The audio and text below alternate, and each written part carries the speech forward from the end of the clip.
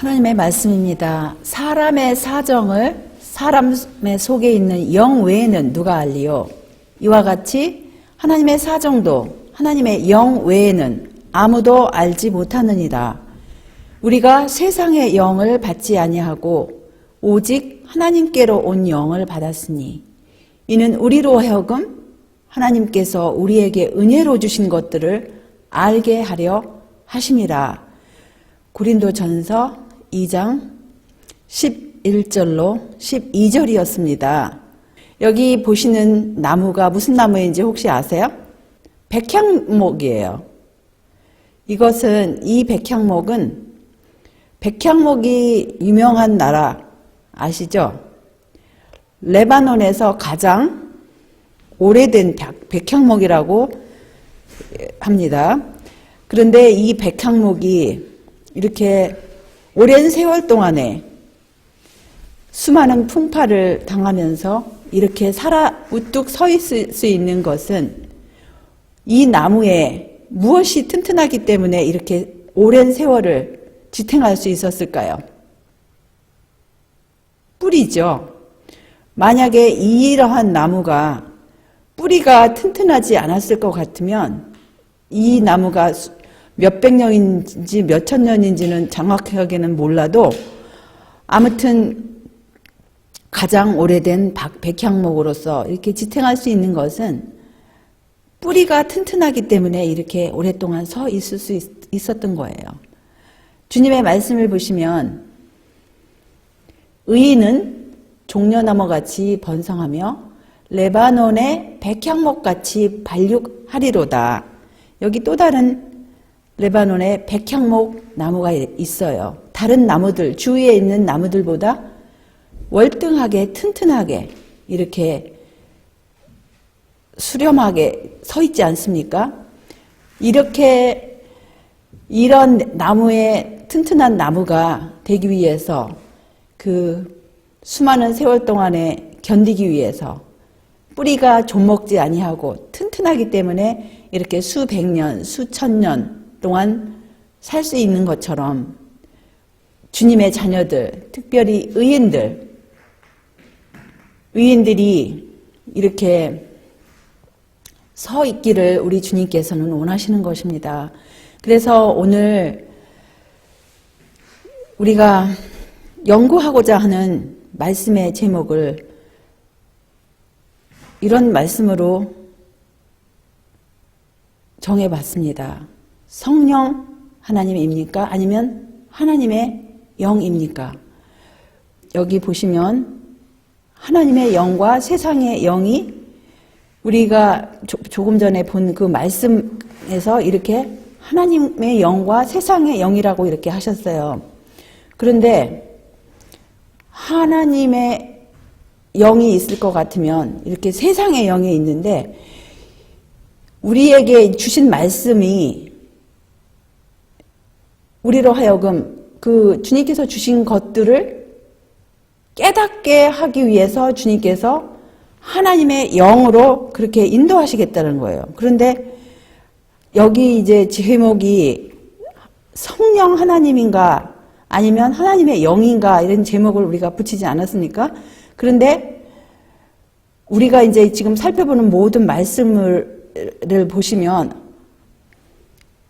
성령 하나님이 과연 한 번이라도 나오는지 또 하나님의 영이 얼마나 자주 나오는지 그렇게 한번 살펴보시고 이 마지막 때에 깨달은 것 같으면서도 그동안에 깨닫지 못하였던 그런 부분들 더 깊이 깨닫게 되시기를 바랍니다. 우리 하나님의 말씀 창세기 1장 27절에 보시면 하나님이 자기 형상, 곧 하나님의 형상대로 사람을 창조하시되 남자와 여자를 창조하시고 이렇게 말씀하셨어요. 그러면 우리가 비록 이 오랜 세월 동안 우리의 몸과 마음이 하나님의 형상이 많이 지워졌지만 그래도 하나님의 형상의 흔적이 우리 육체 가운데 남아있고 또 우리가 하나님의 영을 받을 때 그 형상의 회복이 우리가 가능함을 여러 곳에서 확인할 수가 있는데요. 여기 고린도 조금 전에 본 그 말씀 고린도전서 2장 12절에 우리가 세상 영을 받지 아니하고 오직 하나님께로 온 영을 받았으니 이는 우리로 하여금 하나님께서 우리에게 은혜로 주신 것들을 알게 하려 하심이라. 이 말씀에서 보시면 어떻게 보면은 우리 개역 번역도 잘 하셨고 또 킹제임스도 잘 했어요. 그런데 거기서 우리가 분명히 여기서 이제 짚고 넘어가야 할 중요한 단어 하나가 사실은 어떤 때는 전치사 하나도 사실은 굉장히 중요합니다.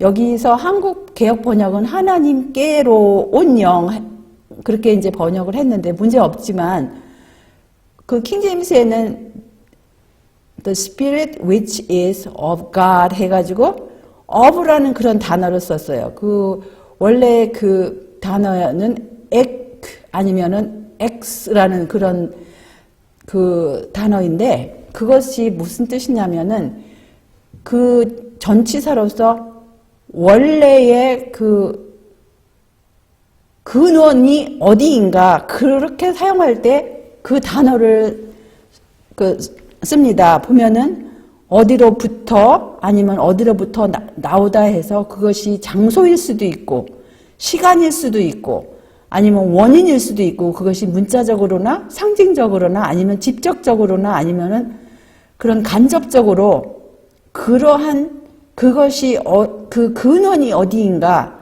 그럴 때 그 단어를 사용하는데 꽤 많이 사용해요. 근데 여러 가지 뜻이 있어요. 그것이 그런데 이제 주로 그렇게 소유격으로 사용할 때 그 하나님 그러니까 여기서는 그냥 Spirit of God 그렇게 해도 될 뻔했는데 그 Spirit which is of God 해서 더 강조를 했어요. 하나님의 그 영이 하나님의 영인 것을 아주 그렇게 강조를 했습니다. 그런데 여기 이제 보시면 하나님의 영이라는 단어가 사실은 신약에도 많이 나오지만 처음에 구약에서 이제 유명한 성경절 또 많이 오해받는 그 성경절이 창세기 1장 2절이 아닙니까? 땅이 혼돈하고 공허하며 흑암이 깊음 위에 있고 하나님의 신, 구약에서는 영을 신이라고 많이 번역을 했어요.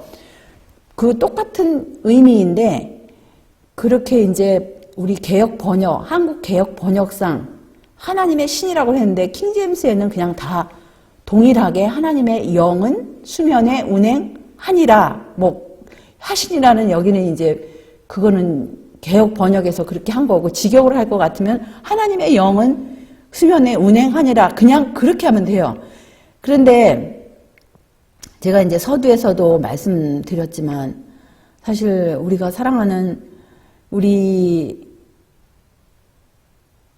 그 재림교회 그 2017년 1기 안교 교과서에 이번 1기의 교과서에 여러 가지 그 성령에 관한 그런 해설들이 많이 있는데 어떻게 이렇게 설명들을 하였을까 좀 답답해 읽어보신 분들은 여러분들이 참 답답하다는 그런 이제 표현들을 우리가 들을 수가 있는데요. 거기 28쪽에 보면 이렇게 썼더라고요. 뭐, 하나님께서 지구에 관해서 처음 행하신 일은 그것을 창조하시는 사역이었다. 그러면서 성경은 하나님과 예수 그리스도를 천지와 그 안에 만물을 지으신 분으로 분명하게 언급한다.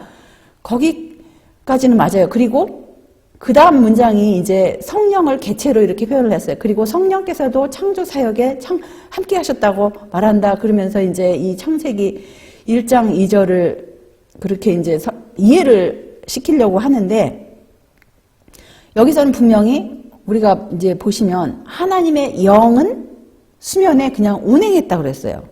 그러면 성경에서 하나님의 영에 관한 다른 성경절들이 우리가 이제 비교를 해보면 되지 않습니까? 그리고 혹시 여기서 설명하는 것처럼 정말 성령님이라는 분이 계신가 이제 계속 우리가 살펴보면 알아요. 하나님의 영을 성경에서는 하나님의 호흡으로 그렇게 설명하신 부분이 있지 않습니까? 여기 욥기 33장 4절에 보시면 하나님의 영이 나를 지으셨고 전능자의 기운 아니면 호흡이 나를 살리셨느니라. 그리고 여기 이제 또 하나님께서 사람을 창조하실 때 창세기 2장 7절에 보시면 여호와 하나님이 흙으로 사람을 지으시고 생기를 그 코에 불어넣으시니 사람이 생명이 된지라. 그래서 사람을 지으실 때에도 하나님께서 호흡을 불어넣으신 것이 바로 그 생명의 호흡이었고 하나님의 영을 불어넣으셨을 때 육체와 영이 작동하기 시작한 거예요. 육체만 작동한 것이 아니라 영도 똑같이 사람의 그 하나의 살아있는 영혼이 되기 위해서는 육체만 가지고는 안 돼요. 그러죠? 하나님의 호흡은 육체의 호흡만이 아닙니다. 많은 경우에 있어서 여기서 생기를 넣었다 그러니까 육체의 호흡만 생각할 수 있어요. 그건 아니에요. 여기서 하나님의 생기는 영의 생기도 포함되는 거예요. 사람이 육체의 호흡만 있어서 움직일 수 있습니까? 없어요. 육체의 호흡만 있고 영의 생명이 없는 사람을 누구라고 그러죠? 죽어있는 사람이나 마찬가지예요. 그거 육체의 호흡만 있어서 뭐합니까? 극단적인 예로는 뇌가 작동하지 않고 이 폐만 호흡만 한다고 합시다. 식물인간이나 마찬가지예요.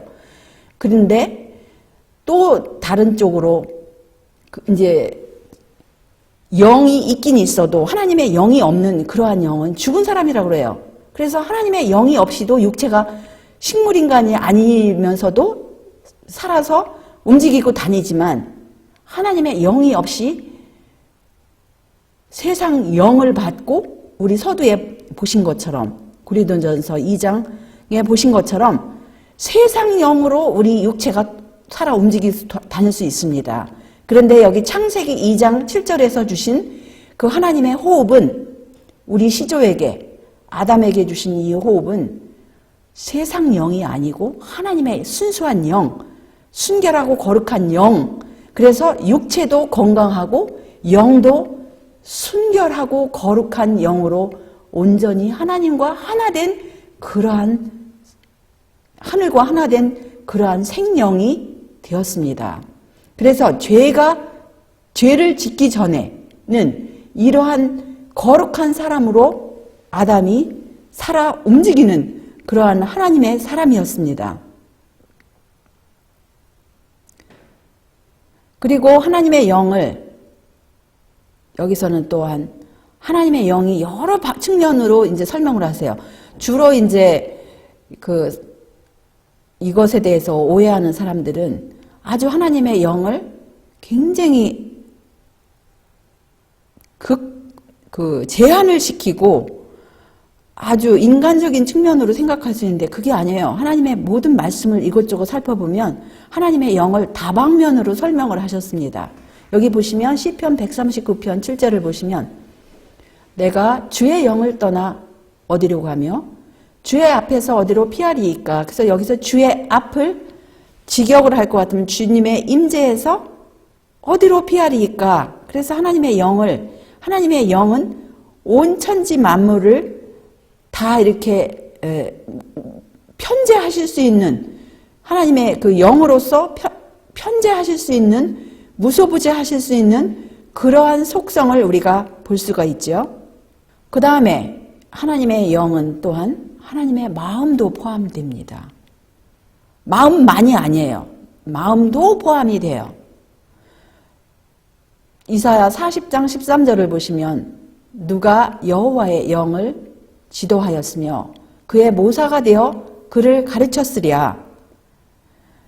근데 그 말씀을 인용하면서 사도 바울은 로마서 11장 34절에 누가 주의 마음을 알았느뇨? 누가 그의 모사가 되었느뇨? 그래서 주님의 영을 주님의 마음으로 이렇게 사도 바울은 이해를 했어요. 그리고 하나님의 영은 어떠한 영이죠? 거룩한 영이죠. 성령이지 않습니까? 하나님의 능력으로 또한 표현했어요. 누가복음 1장 35절에 보시면 천사가 대답하여 가로되 성령이 내게 임하시고 지극히 높으신 이의 능력이 너를 덮으시리니 이러므로 나으실 바 거룩한 자는 하나님의 아들이라 일컬으리라 해서 성령을 하나님의 능력으로 이렇게 가브리엘 천사는 표현을 하셨습니다. 반복하여. 그리고 예수님께서는 하나님의 영을 하나님의 말씀으로 이렇게 말씀을 하세요. 요한복음 6장 63절에 살리는 것은 영이니 육은 무익하니라.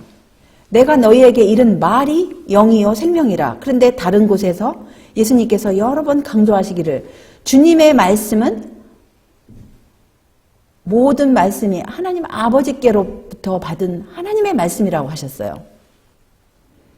또한 구약에서도 그것은 이제 하나님의 성령의 감동을 받은 주님의 종 모세가 말씀하시기를 하나님의 그 말씀을 이렇게 빙자를 하셨습니다. 나의 교훈은 내리는 비요, 나의 말은 맺히는 이슬이요, 연한 풀 위에 가는 비요, 채소 위에 단 비로다. 그래서 주님의 말씀이 비, 단비 이렇게 그러한 방면으로도 설명을 하셨습니다.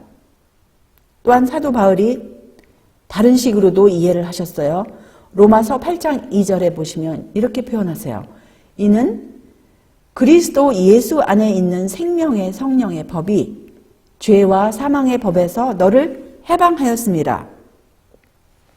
또 그리스도께서 너희 안에 계시면 몸은 죄로 인하여 죽은 것이나 의를 인하여 영은 산 것 아니면 생명이니라. 이렇게 이제 그래서 성령을 그리스도 예수 안에 있는 생명으로 이해를 하셨습니다.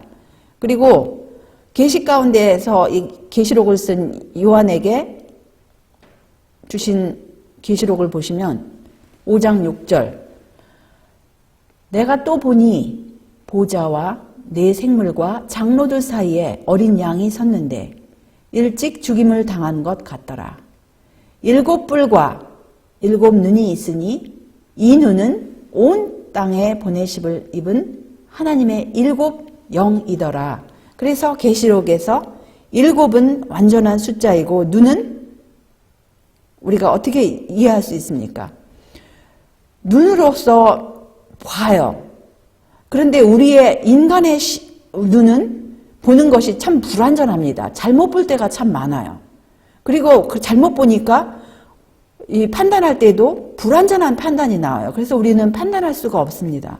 그런데 하나님께서 보시는 그 시력은 완벽해요. 아무리 깊이 감추인 것이라 할지라도 인간의 눈에는 보이지 않는 생각까지라도 하나님께서는 보실 수 있는 눈이 있으세요. 그러니까 7 눈이라고 표현을 하십니다. 근데 그 7 눈이 그래서 완벽하게 보시니까 완벽한 지혜가 있으세요. 모든 걸 아세요. 완벽하게 보시면 완벽하게 알 수 있는 거 아닙니까? 그래서 우리가 인간의 시야가 우리가 완벽하다고 100% 완벽하다면 그거는 정확한 판단을 할 수 있는 그러한 지혜예요. 그런데 우리는 아직 이 몸으로는 이 마음으로는 그런 지혜와 그런 시야가 없습니다. 그런데 하나님께서는 완벽하세요. 그래서 완벽한 시야가 있으시고 완벽한 모든 것을 아시는 지혜가 있으세요. 그래서 그 하나님의 그 예수님께서 가지신 어린 양께서도 이러한 하나님께서 가지신 똑같은 그러한 눈이 있는데 하나님의 7 영이라고 하세요. 그래서 예수님께서 가지신 7 눈을 하나님의 7 영, 완벽한 영이라고 이렇게 표현을 하셨는데 그것은 이 모든 말씀을 종합해 볼 때 하나님께서는 전지전능하신 속성을 가지고 계시는데 어떻게 그렇게 하실 수 있을까? 그분께서 그렇게 하실 수 있는 것은 그분의 영으로 그렇게 하실 수 있다라는 거예요.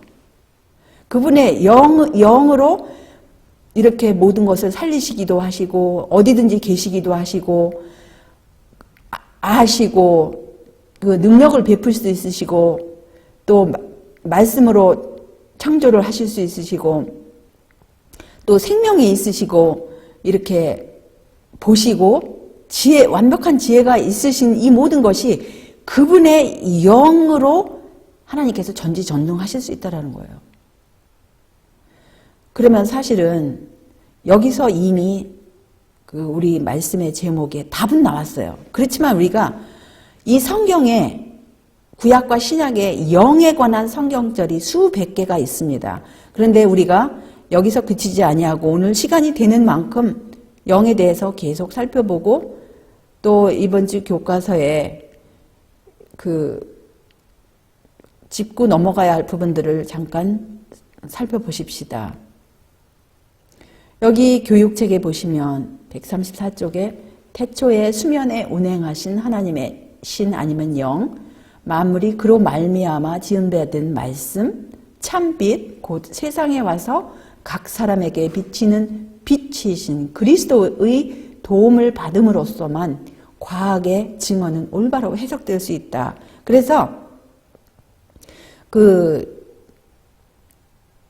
태초에 하나님의 영이 수면에 운행하시니라, 그러한 것이 바로 하나님의 영을 이렇게 달리 표현한 그런 이 예수의 증거의 말씀임을 우리가 이렇게 볼 수 있어요. 그런데 성경 자체에서도 하나님께서 이 지구를 창조하실 때 어떻게 창조하셨는지 이렇게 말씀하십니다.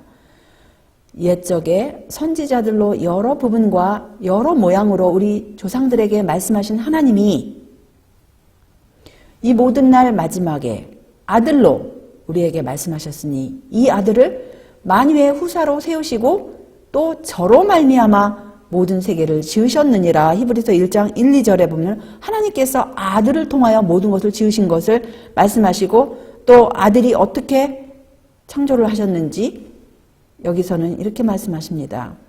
여호와의 말씀으로 하늘이 지음이 되었으며 그 만상이 그 입 기운으로 이루었도다. 시편 33편 6절이었습니다. 그래서 말씀으로 여호와라는 이름을 가지신 그 분은 하나님 아버지와 그분의 아들밖에 없어요. 왜냐하면 예수님을 향하여 천사들보다 뛰어난 이름을 가지셨고 또 내 이름이 그에게 있도다 지목하신 분은 하나님의 아들뿐이 없습니다. 그래서 하나님 예수님께서 아버지를 대신하여 그 말씀으로 하늘과 이 땅에 있는 모든 것들, 온 우주에 있는 모든 것들을 그 입 기운으로 지으셨다고 그렇게 말씀을 하시는 것이에요. 여기 또 보시면 저가 바닷물을 모아 무더기같이 쌓으시며 깊은 물을 곳간에 두시도다. 온 땅은 여호와를 두려워하며 세계의 모든 거민은 그를 경외할지어다. 저가 말씀하심에 이루었으며 명하심에 견고히 섰도다 해서 시편 33편 7절로 9절에 보시면 말씀하심에 모든 것이 이루어지고 견고히 섰다고 이렇게 말씀하세요. 그 다음에 여기 이런 또 말씀이 있습니다. 여호와께서 하늘에서 감찰하사 모든 인생을 보심이요 곧 그 거하신 곳에서 세상의 모든 거민을 하감하시도다. 그러면 여기 시편 33편 13절 14절에 보시면 여기 단어들 중에 주로 감찰하면 뭘 자세히 이렇게 바라보는 거 아니면 보심이요. 근데 하감하시도다. 그러면 이 단어를 놓고 이렇게 처음에 딱 들었을 때 하감하시도다. 이 단어를 제대로 이해하는 사람이 몇 사람일지 모르겠어요. 예? 하감하시도다 하면 주로 정확하게 이걸 이해하시는 분이 거의 없을 것 같아요. 그래서 여기서 한번 이 단어들을 한번 봅시다. 우리 여호와 하나님께서 하늘에서 감찰하신다 그랬어요. 모든 인생을 보신다 그랬어요. 그 13절에 보시면 그 보신다는 단어가 감찰하다, 보심이다 이렇게 2번 나와요. 근데 거기 이제 처음에 감찰하다라는 단어는 킹제임스에서는 그냥 보다 이렇게 look 이런 단어를 썼는데 그 원래 그 단어를 보면은 나밧이라는 단어인데 나밧이 뭐냐면 그냥 이런 것을 아주 의도 있게 바라보고 또 전체를 바라볼 수 있으면서도 의도 있게 바라보고 그 다음에 이렇게 호의를 베풀려고 관심 있게 이렇게 관심 있게 호의를 베풀려고 바라보는 그럴 때 이 단어를 사용합니다. 그 다음에 본다, 보심이다. 거기서 이제 킹제임스에서는 behold라는 단어를 사용해요. 근데 이것은 라와라는 그런 단어인데 그것도 이제 일반적으로 보다 뭐 이렇게 바라보다 보다 고려하다 뭐 이렇게 식별하다 이런 그리고 이렇게 쳐다보다 이렇게 목적을 가지고 쳐다보다 이런 뜻이 있어요. 근데 하감하시도다 14절에 킹제임스에서는 차라리 그냥 룩이라는 단어를 또 사용했어요. 루키스라고 그 단어를 사용하는데 우리 개역 번역이 어떤 거는 킹제임스가 좋은 것도 많은데 여기서는 조금 힘든 단어를 사용한 것 같아요. 그럴 필요가 없었던 것 같아요. 여기서 보시면 여기서도 차라리 그냥 쳐다보다. 근데 이것은 아주 그냥 뭐라 그럴까? 잘 이렇게 관찰하기 위해서 쳐다보는 그럴 때 이 단어를 사용하는데 샤각이라는 그런 단어예요. 샤각. 그래서 여기 사실은 이 하감하다도 결국은 바라보다 아니면 쳐다보다 이제 이런 뜻이에요. 그래서 이 13절을 그냥 반복해서 똑같은 뜻으로다가 하시는 건데 그냥 그 강조하시는 그런 표현들인데 이 13절, 14절을 우리 보면서 우리가 창세기 1장 2절을 우리가 생각해 보시면 돼요. 하늘에 계시면서 이 지구를 창조하실 때 이 지구가 하나님께서 말씀으로 모든 것을 창조하시기 전에 아주 깜깜하고 혼란스럽고 혼돈하고 어둠이 이 땅을 덮친 그런 세상이 아니었습니까? 그런데 하나님께서 그 거하신 곳에 계시면서 이렇게 모든 것, 하나님의 7영으로, 완벽한 시야로, 완벽한 지혜로, 완벽한 마음으로 그 모든 것을 이제 창조하시려고 지금 아주 깊은 관심을 가지고 이 지구를 지금 바라보신다고 생각하시면 돼요. 그분의 영으로. 그분의 영은 근데 뭐 한 가지가 아니고 전지전능하신 하나님의 영이잖아요. 그래서 그냥 창세기 그냥 1장 2절은 아주 단순하게 그렇게 하나님의 영이 수면에 운행하시다 이렇게 표현을 했는데 하나님께서 이 지구를 이제 바라보시면서 아주 그분의 온갖 정성을 다 들여서 이거를 어떻게 창조할까 지금 온 힘을 그분의 영으로 지금 집중하시는 그런 장면이라고 생각하시면 돼요. 그런데 그 하나님의 그 지극정성스러운 관찰과 관심과 그런 모든 것이 창세기 1장 2절에서만 끝난 게 아닙니다. 창세기 1장에서만 끝난 게 아니고 우리 인류가 범죄한 이후에도 계속 이렇게 하늘에 앉아 계시면서 모든 인생에게 관심을 보이세요. 그냥 뭐 우리를 벌 주시기 위해서 막 이렇게 꼼꼼하게 그렇게 막 바라보신다는 게 아니라 어떻게 하면 내가 이 아이들을 도와주고 구원을 할까? 그러면서 감찰하시고 보시고 아주 집중하여서 각 개인을 이렇게 들여다보시는 거예요. 우리가 진짜 이런 것을 생각할 때 이 한 절 한 절을 단어 하나하나를 우리가 깊이 생각할 때 우리는 사실은 오늘 이 시편 33편 이 13, 14절 요 말씀 하나만 우리가 깊이 명상해도 하나님과 우리 사이는 굉장히 가까운 사이가 될 거예요. 먼 거리가 없어요. 하나님은 멀리 계시기도 하시고 가까이 계시기도 하신데 멀리서 바라보시는 그런 거리상으로 표현을 할 수도 있지만 하나님은 먼 사람이 없어요. 다 가까이 계세요. 바로 눈앞에 있는 것처럼 우리 죄진 인류가 하나님을 그렇게 멀리 바라볼 수 없다고 생각하는 우리의 깜깜한 마음이지, 우리가 하나님의 영에 의해서, 하나님의 말씀에 의해서 우리 이해력이 밝혀지면 하나님은 가까이 계신 분이시다. 그분이 또 그러한 분이 가까이 옆에 계실 뿐만 아니라 예수님께서 어떻게 말씀하셨어요? 내가 문 밖에 서서 두드린다. 우리 안에 계신다 그랬어요. 우리 안에 계셔서 우리를 어떻게 도우실까? 만반의 준비를 가지고 계신 분이십니다. 그래서 이제 우리가 계속해서 보시면 하나님의 영에 대해서, 여기도 보시면 이 요셉에 대해서 바로가 신하들에게 이렇게 하나님의 영에 감동한 사람을 우리가 어찌 얻을 수 있으리요? 감탄을 했어요. 이렇게 하나님의 영에, 여기 보시면 하나님의 영에 감동을 받았다 했어요. 하나님의 영에 감동을 받은 사람. 또 여기도 이제 성막을 지을 때 하나님의 영의 충만함을 받은 사람이 온갖 재주로 성막을 짓는데 참석을 하셨습니다. 그리고 사울 왕에게도 한때는 하나님의 영이 임해서 예언까지 했어요. 그래서 이제 그가 이제 전쟁터에도 용감하게 나갈 수가 있었는데, 그래서 우리는 하나님의 영으로 우리가 충만하여서 오늘 믿음이 충만한 것 같고 우리가 마음이 용기로 백배한 것 같아도 이렇게 사울이라든지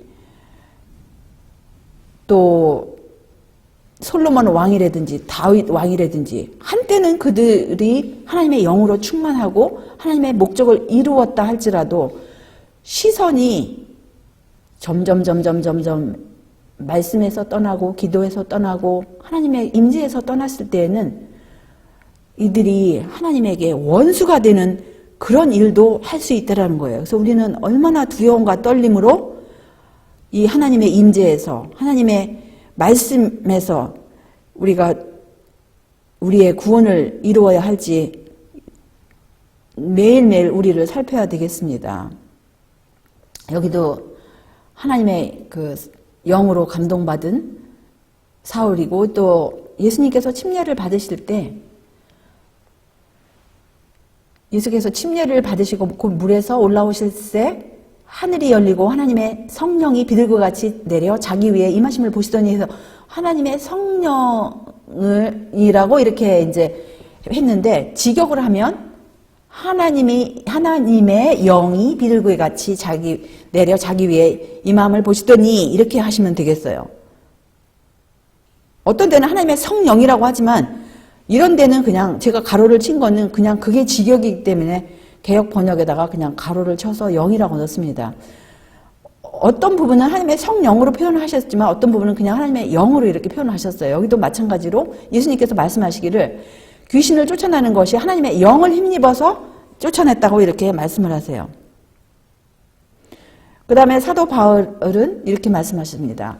만일 너희 속에 하나님의 영이 거하시면 너희가 육신에 있지 아니하고 영에 있나니, 누구든지 그리스도의 영이 없으면 그리스도의 사람이 아니라. 무릇 하나님의 영으로 인도함을 받는 그들은 곧 하나님의 아들이라. 그래서 보시면 하나님의 영이에요.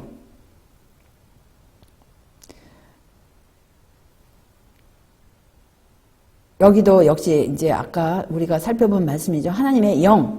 고린도전서 2장 11절 하나님의 영. 그 다음에 여기 14절에 보시면 육에 속한 사람은 하나님의 영의 일을 받지 못하나니 아니하나니 저에게는 미련하게 보이며 또 깨닫지도 못하나니 이런 일은 영적으로라야 분별합니다. 하나님의 육에 속한 사람은 하나님의 영의 일을 깨닫지 못한다고 그랬어요. 또 여기 고린도전서 3장 16절에 보시면 너희가 하나님의 성전인 것과 하나님의 영이 너희 안에 거하시는 것을 알지 못하느뇨? 또 너희 중에 이와 같은 자들이 있더니 주 예수 그리스도의 이름과 우리 하나님의 영 안에서 씻음과 거룩함과 의롭다 하심을 얻었느니라. 그래서 여기서도 하나님의 영이 신자 안에 거함을 이렇게 말씀하세요. 또 여기 고린도전서 7장 40절 사도 바울이 고린도전서 7장의 모든 그런 권면의 말씀을 하나님의 영을 받은 줄로 이렇게 생각하고 기록하였다고 하였습니다. 그 다음에 여기도 역시 12장 3절도 하나님의 영이에요. 또 여기 고린도후서 3장 3절도 하나님의 영으로 이 모든 것이 우리의 마음 가운데 이제 기록되고, 또 어떤 때는 하나님의 성령이라고도 이렇게 표현을 합니다. 에베소서 4장 30절에 보시면 하나님의 성령을 근심하게 하지 말라. 그 안에서 너희가 구속의 날까지 인치심을 받았느니라. 해서 하나님의 영이 당연히 거룩한 영이기 때문에 성령이라고 이렇게 표현을 하셨어요. 또 베드로 전서 4장 14절도 역시 영광의 영, 하나님의 영을 영광의 영이라고 이렇게 표현을 하십니다. 또 요한 1서 4장 2절도 하나님의 영이라고 이렇게 표현을 하세요. 그런데 이 교과서의 29쪽 밑에 보시면 이 말씀을 인용을 하셨더라고요. 하나님의 성령이 사람의 마음을 사로잡을 때 생애가 변화된다. 죄악적인 생각은 사라지고 악한 행위와는 인연을 끊게 된다. 사랑과 겸손과 화평이 분노와 시기와 분쟁을 대신한다. 사람이 마음으로 자신을 하나님께 바칠 때 축복이 임한다. 그때 인간의 눈으로는 볼 수 없는 능력이 하나님의 형상대로 새로운 피조물을 창조하는 것이다. 그래 무슨 문제가 있습니까? 아무 문제 없어요. 그런데 이 교과서의 문제는 이 글 자체가 문제가 아니고 소제목을 임의로 이렇게 달았더라고요. 지금 우리가 방금 보는 이 말씀 시대소망 172쪽에 어디에 성령님이라는 단어가 나옵니까? 여기는 분명히 하나님의 영이라고 나와요. 그리고 그것을 인간의 눈으로 볼 수 없는 능력이라고 이렇게 표현을 합니다. 얼마나 설명을 잘했어요. 그런데 왜 이렇게 이러한 제목을 붙여서 사람들을 혼란을 시키는지 모르겠어요. 아니 이미 빛이 주어졌는데 왜 또 이렇게 어두움으로 가서 이런 제목을 붙이고 사람들에게 이렇게 이미 이런 제목을 붙이지 않으면, 그리고 직역을 할 것 같으면 하나님의 영이 각자에게 임하고 우리가 주님의 영으로 인도함을 받을 때에는 모든 진리 가운데로 인도함을 받을 거예요. 그런데 문제는 이렇게 사람들이 이렇게 편집을 하는 것이 문제입니다. 어디가 지금 성령님이라고 그랬어요? 하나님의 영이라고 그랬어요. 인간의 눈으로 볼 수 없는 능력이라고 분명히 여기 말씀하지 않습니까? 그리고 여기 이제 안개호 30쪽에 보시면 출애굽기 31장 1절 5절을 읽어보라. 우리 한번 읽어볼까요?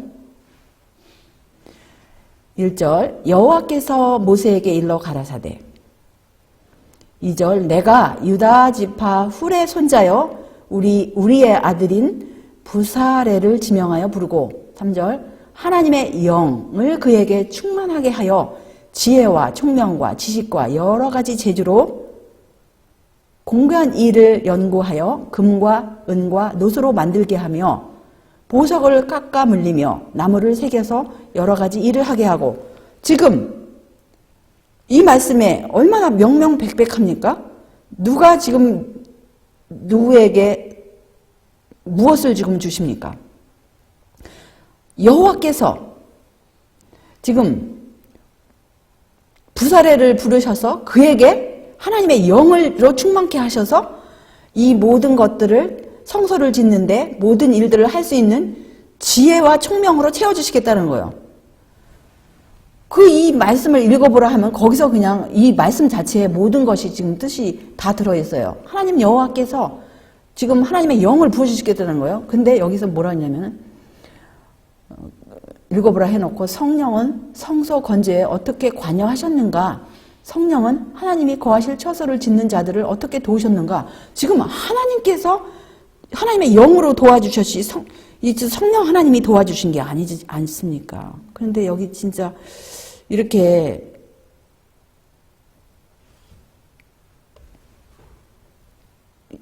여기 또한 뭐라 그랬냐면은 출애굽기 25장 8절을 보시면 내가 그들 중에 거할 성소를 그들이 나를 위하여 짓되, 그러면 여기서는 내가라는 분이 누구예요 지금? 보시면 그 위에 출애굽기 25장 1절을 보시면 내가라고 말씀하신 분이, 맨 처음에 말씀하신 분이 바로 여호와 하나님께서 모세에게 일러 가라사대 하시면서 이제 계속 설명하시고, 그 여호와 하나님께서 그 이스라엘 백성 중에 거할 성소를 그분을 위해서 짓대라고 하였는데, 여기 또 이제 그 교과 30쪽에 설명하기를 성령은 하나님이 주신 양식에 따라 구원의 계획을 예표하는 성소를 짓도록 사람들에게 재능을 부여하셨다 해가지고 설명을 하였더라고요. 그리고 또 이제 35쪽에 보시면, 교과 35쪽에 보시면 여기 이제 복음 사역자 아니면 복음 교역자 155쪽을 이제 인용을 했어요. 그리스도께서 목사의 입을 통하여 말씀하시면 성령께서는 그 말씀을 받아들이도록 듣는 자의 마음을 준비시키신다. 그는 진리로 마음을 비추게 하며 하나님의 인도하심을 조차 말하는 목사의 모든 설교를 통하여 말씀하신다. 영혼을 거룩한 분위기로 감싸시며 아직 회개치 아니한 자에게 경고하며 세상 죄를 지신 그리스도를 가르치시는 이는 곧 성령이시다. 그래서 가르치신다라는 거는 뭐예요? 교육시키는, 예수님을 교육시키시는 분은 꼭 성령이시라는 것처럼 이렇게 느껴지고, 그게 사실 이게 번역이 원래는 잘못됐더라고요. 거기 그 시조사에서. 근데 그걸 그대로 넣었는데, 그런데 소제목조차도 이렇게 넣었어요. 그리스도를 가르치시는 성령님. 이게 소제목이더라고요.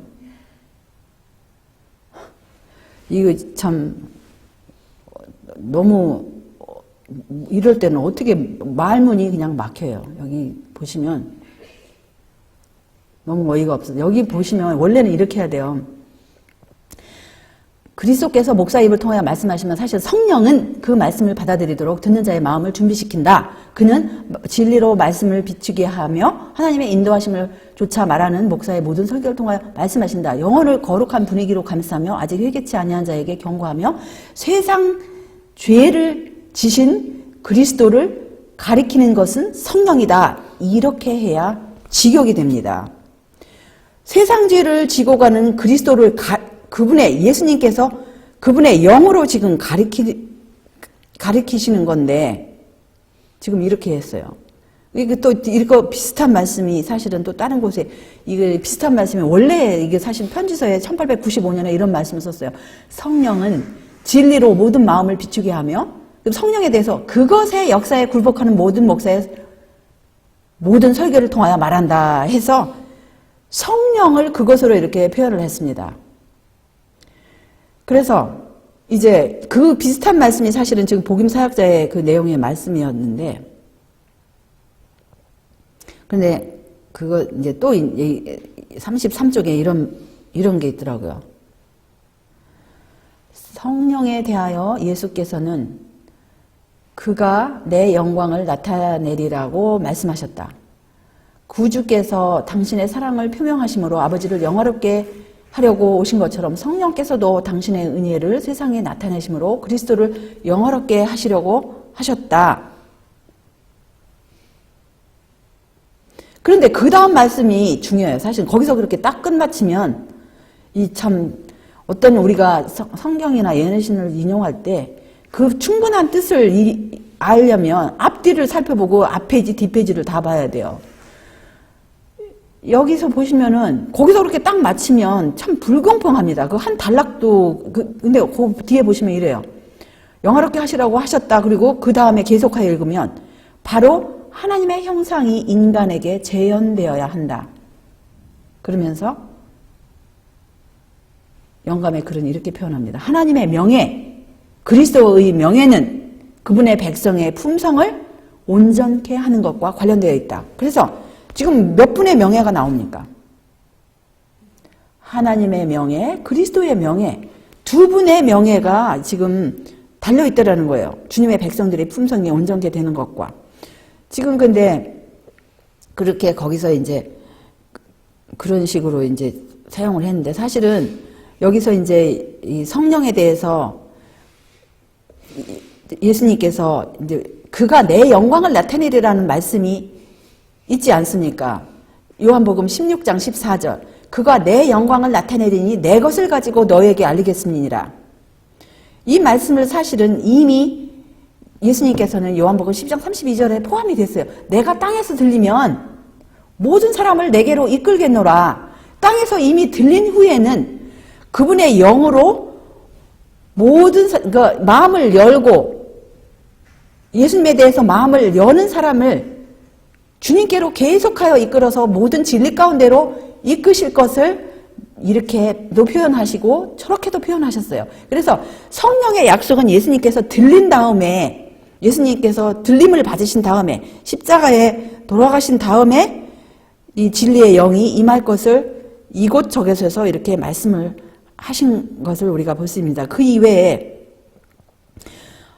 하나님의 영을 사실 거의 다 영에 대해서는 소유격으로 표현하고 이제 성령이라는 단어를 자체를 할 때는 그 단어 자체에는 사실 소유격이 없죠. 그런데 당연히 성령은 하나님의 거룩한 영이기 때문에 이제 그런 표현도 했는데 주로 하나님의 영에 대해서 표현할 때는 주로 이렇게 소유격으로 표현을 하셨어요. 여러 곳에서. 사실 그래서 오늘 뭐 우리가 이걸 다 살필 수는 없어요.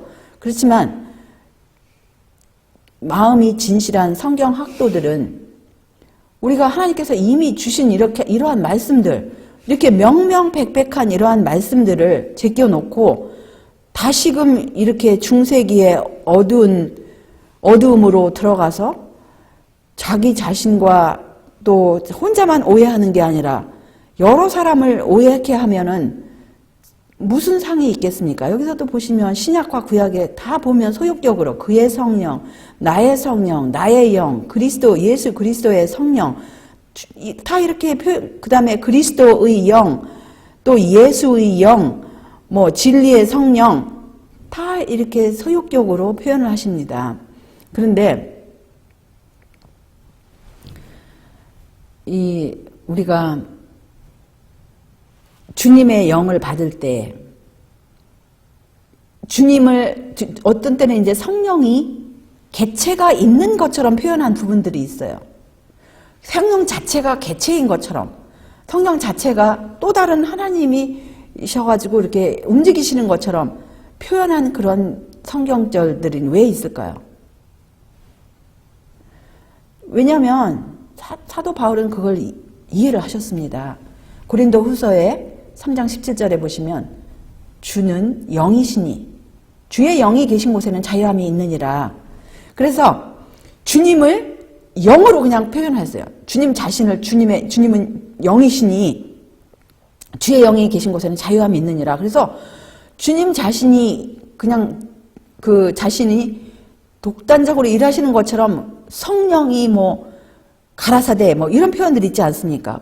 왜냐하면 주님은 영이시기 때문에 그런 표현들이 이제 가끔 가다가 성경에 있는데 사도들은 분명히 이해를 했어요. 우리가 사귀시는 분들이 몇 분이나 더불어 사귀는가? 요한일서의 1장 3절에 보시면 우리가 보고 들은 바를 너희에게도 전함은 너희로 우리와 사귐이 있게 하려 함이니 우리의 사귐은 아버지와 그 아들 예수 그리스도와 함께 함이라. 근데 어떻게 그 두 분과 함께 사귈 수가 있어요? 우리 육신으로 그분들을 볼 수 있습니까? 볼 수 없어요. 아직 우리 죄악 세상에 사는 동안 이 죄악의 육신으로는 볼 수가 없습니다. 어떻게 그 두 분들과 사귈 수 있습니까? 요한일서 3장 24절에 그의 계명들을 지키는 자는 주 안에 거하고 주는 저 안에 거하시나니 우리에게 주신 성령으로 말미암아 그가 우리 안에 거하시는 줄을 우리가 아느니라. 그의 성령을 우리에게 주심으로 우리가 그 안에 거하고 그가 우리 안에 거하시는 줄을 아느니라. 그래서 주님과 더불어 합하는 자가 한 영이라 그랬어요. 한 성령 안에서. 그래서 이제 또 이 주님과 합하는 자는 하나님 아버지와 예수님과 한 영이 되는 거예요. 성령은 하나예요. 성령으로 하나가 되는 거예요. 그래서 에베소서 4장 4절도 보시면 영은 하나라는 표현이 있지 않습니까? 성령은 한 영이기 때문에 그런 표현이 있어요.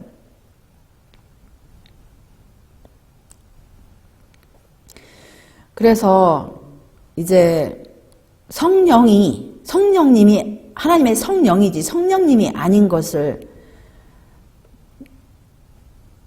여기 온 우주 만물이 몇 분께 예배를 드리는가 보십시다. 계시록 5장 13절을 보시면 내가 또 들으니 하늘 위에와 땅 위에와 땅 아래와 바다 위에와 또 그 가운데 모든 만물이 가로되 보좌에 앉으신 이와 어린 양에게 찬송과 존귀와 영광과 능력을 세세토록 돌릴지어다. 그래서 지금 사실은 이제 아시는 분들은 다 아시지만 계시록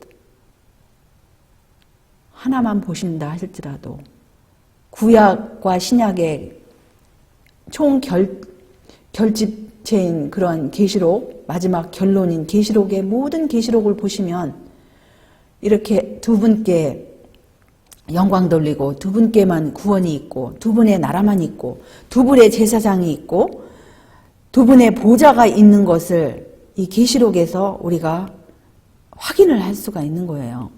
그래서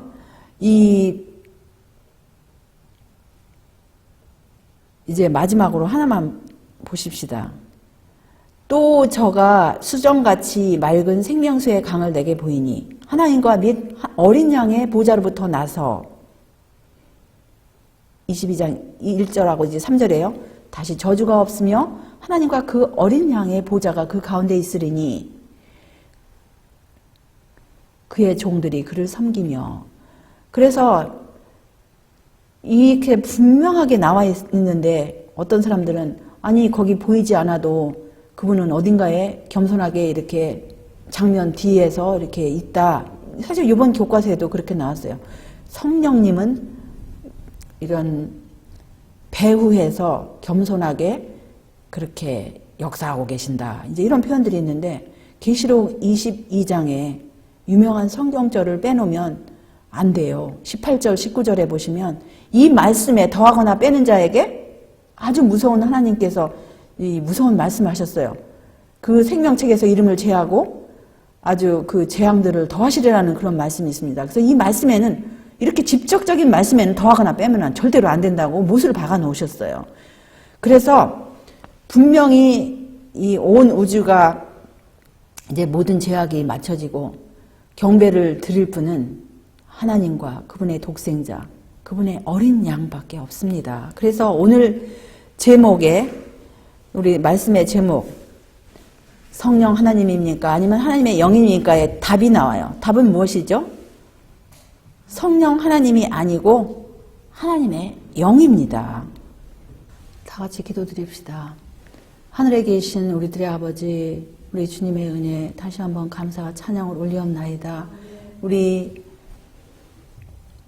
죄인들을 죄악 중에 그냥 버려두지 아니하시고 우리를 구원하시기 위해서 무한하신 희생으로 아버지의 독생자를 보내주시옵시고 길이요 진리요 생명이신 그분의 말씀으로 우리를 세상 끝날까지 인도하여 주시옵기를 간절히 빌고 원하옵나이다. 주여, 온 세상이 지금 이렇게 깜깜한 지경에 이르렀고 주님의 이름으로 일컫는 백성들조차도 이제 이렇게 어두운 지경에 주님의 말씀에서 혼란 중에 있음을 우리가 참으로 슬프게 생각하고 정말 이 죄악 세상이 어서속히 맞춰져야 되는데 주여 불쌍히 여겨주시옵시고 주님의 자녀들 눈을 열어주시옵시고 세상 끝날까지 항상 함께 하시리라는 주님의 말씀, 바로 주님의 영으로 주님께서 주님의 자녀들을 이끄실 그것을 깨닫게 하여 주시옵시고 또 우리와 주님의 모든 자녀들의 마음에 두드리고 계시는 예수님을 마음 밖에 두지 아니하고 우리가 항상 우리 구세주 예수님을 우리 마음 안에 모시는 그런 귀한 자녀들이 되게 하여 주시옵소서. 주여 우리가 주님의 진리의 영으로 날마다 인도함을 받는 그러한 시간이 될 수 있도록 우리 주님을 우리 눈앞에 모시기를 원하옵니다. 주여 주의 영을 우리 모두에게 오늘 이 시간뿐만 아니라 세상 끝날까지 우리를 주의 영으로 인도하여 주시옵시고 한순간도 우리 주님을 놓치지 않도록 역사하여 주시옵기를 우리 구세주 예수님의 귀하신 성호에 의지하여 간절히 기도드리옵나이다.